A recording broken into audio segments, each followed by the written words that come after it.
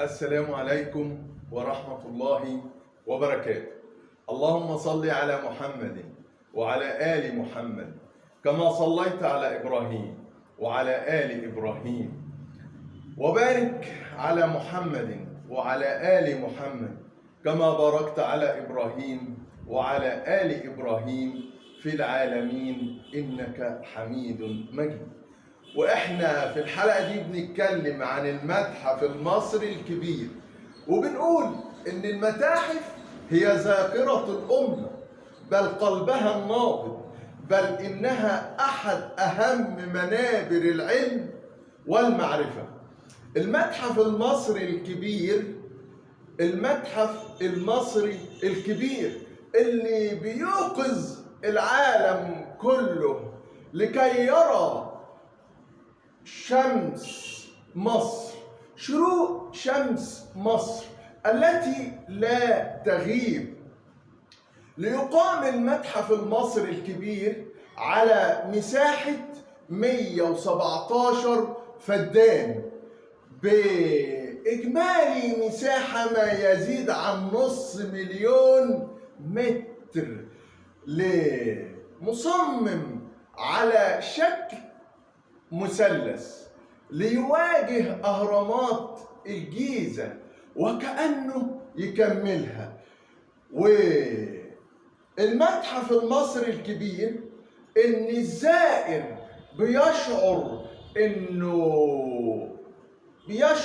إنه في حقبة زمنية عظيمة، ليرى القطع الأثرية ومجموعة من الأحداث التاريخية العظيمة جدا، ليرى مجموعة دون أن تطغى قطعة أثرية على أخرى مجاورة ليها. المتحف المصري الكبير يا سادة، المتحف المصري الكبير يا سادة ليس هو لعرض مجموعة من الآثار فقط، بل المتحف المصري الكبير بيوجه رسالة مصرية للعالم كله، بيوجه رسالة مصرية للعالم كله بتقول إن الحضارة المصرية القديمة مش لغة الماضي فقط، لكن الرسالة المصرية للعالم بتقول إن الحضارة المصرية القديمة هي لغة الحاضر والمستقبل العظيم لجمهورية مصر الجديدة. والمتحف المصري الكبير اللي بنشكر جميع القيادة السياسية على رأسها السيد الرئيس عبد الفتاح السيسي على هذا الإنجاز الكبير والعظيم. وبنقول للعالم كله، كنا بالأمس القريب عايز تشوف عظمة مصر فلتذهب إلى لندن، نيويورك، باريس، حتى اسطنبول لتجد مسلة شاهد عيان على عظمة مصر النهارده. وبنقول للعالم كله كل فخر وكل اعتزاز، عايز تشوف عظمة مصر في الماضي وفي الحاضر وقوة مصر في المستقبل، بنقول للعالم تعالى إلى المتحف المصري الكبير لتشاهد مسلة معلقة، أول ميدان مسلة معلقة على مستوى العالم على مساحة 7 أفدنة، ما يقرب من 28,000 متر.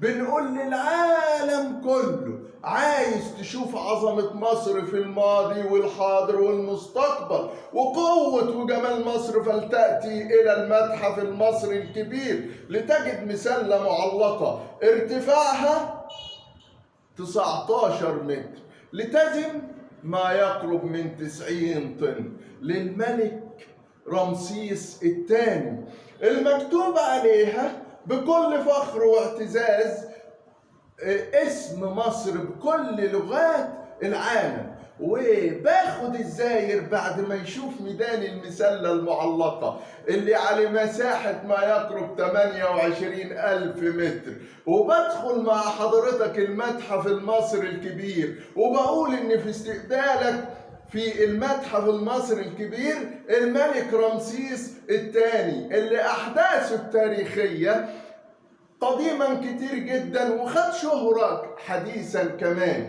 حضرتك لو عايز تعرف أحداث التاريخية للملك رمسيس الثاني اللي مدونها بنفسه على معبد الكرنك، انتصاراته في معركة قادش، أول معاهدة سلام في التاريخ القديم كتبها الملك رمسيس الثاني اللي جه من بعده الزعيم الراحل محمد أنور السادات. وكأن التاريخ بيعيد نفسه، عمل معاهدة السلام مع الإسرائيليين، معاهدة السلام كامب ديفيد. وعشان ما اقولش احداث كتير تاريخية والوقت ينسرد وينسرق مننا، هاخد حضرتك وكأني بنتدرج وبنشوف مجموعة الملك توت عنخ آمون اللي موجودة في المتحف المصري الكبير، مجموعة الملك توت عنخ آمون. وباخد لحضرتك وعايزك تتخيل معايا الفترة التاريخية اللي مسك فيها حكم أقوى بلاد الشرق القديم إنها مصر. إزاي الملك توت عنخ آمون مسك حكم مصر؟ وتخيل معايا انه جه بعد فترة اضطراب للملك أمنحتب الرابع المشهور عنه إخناتون، وإن صممت الجدة الملكة دي إنه يتولى بالفعل حكم مصر. وهو بعض المؤرخين قالوا إن عنده من 9 أو 11 سنة. على القصد مسك حكم مصر الملك الطفل توت عنخ آمون. انتوا عارفين مؤخرا وحديثا لما وزارة الآثار كانت عاملة معرض مؤقت للموميا بتاعت الملك توت عنخ آمون، وهو كان بيلف العالم. انتوا عارفين الانبهار اللي كان على مستوى العالم، وان تحديدا سويسرا عملت شيء احنا كأثريين بنرفضه لكن حصل. عملوا تحليل للجينات الوراثية للملك الطفل توت عنخ آمون، الموميا بتاعته لما كانت بتلف العالم. قالوا ايه؟ قالوا كلام غاية في الغرابة. قالوا ان 70% من الرجال البريطان بل 50% من الرجال على أنحاء أوروبا الغربية بيمتون بصلة قرابة للملك توت عنخ آمون.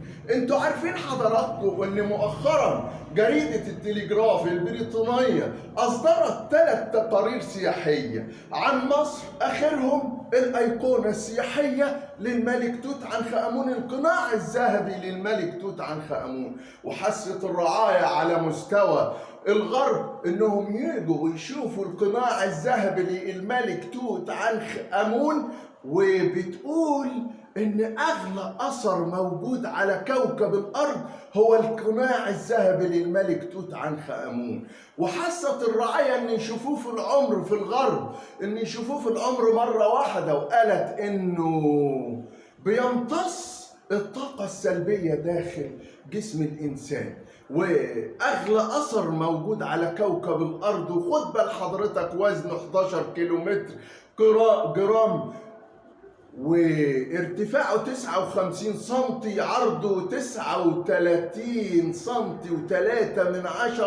وخد بال حضرتك انا كباحث اثري لو نظرت للقناع توت عنخ آمون بعناية المجردة فهو قطعة واحدة، لكن الدراسات الحديثة والأجهزة الحديثة قالت إن القناع الذهبي للملك توت عنخ آمون هو ملحوم ل3 قطع وبطريقة فقط الليزر. شايفين الفخر والاعتزاز للحضارة المصرية القديمة اللي بتقول للعالم كله إن قوة مصر ليست بالماضي بل بالحاضر والمستقبل. إن شاء الله قوة مصر راجعة، والتاريخ بيقول إن مصر راجعة بقوة. وبنتدرج ونشوف تمثال للملك أمنحتب الثالث أبو الملك إخناتون، اللي فترة التاريخية بتاعته قالت أزهى فترة تاريخية في العصر القديم،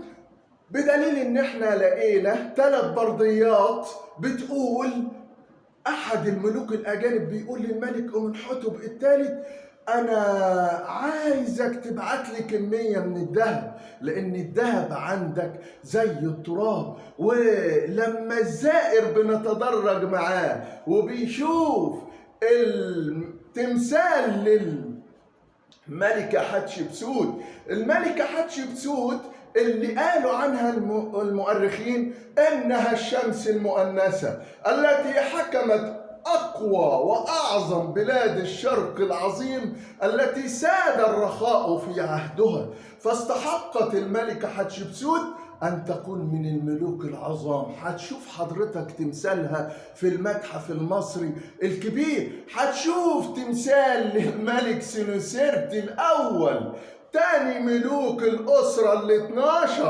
بقى، اللي أبوه أشركوا في حكم الملك امنمحات الأول.